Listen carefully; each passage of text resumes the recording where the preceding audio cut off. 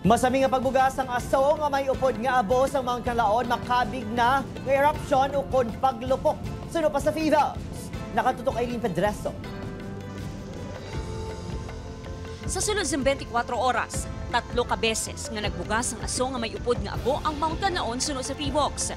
Nagalawig tubtub 30 minutos ang kalawigon sang pagbugas ang aso sang bulkana. Gani nagpagwa na sang eruption notification ng PHIVOLCS nga ginakabig na nga eruption ukon paglupok ang masami nga pagbugas ang abo sang Mount Canlaon. Technically, na kung may ginapagwa nga materials ang vulkan, makabig na sa nga eruption.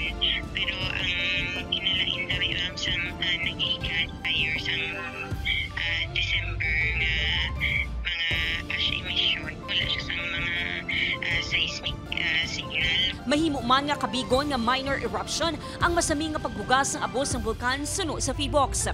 Hindi kaangay sang major eruption nga nagluntad sang tinalikdan nga June 3 kag December 9, 2024. Bangod sa padayon nga aktibidad sang bulkan, lauman suno sa PHIVOLCS ang mas mabaskog nga paglupok sini. Ilabi na ang pag-ilig sang lava gikan sa crater sang bulkan. Hindi man siya as big as December 9 kag June 3 na itong eruption. Kung mag-culminate ang atong nga activity, pwede na may lava flows or mas bigger nga explosive eruption. Sa pihak sini, nagapabilin sa Alert Level 3 ang Mount Canlaon, kagyara sa gihapon sa 6 km ang Permanent Danger Zone. Upod Geruel Banggoy, Aileen Pedreso, 1 Western Visayas.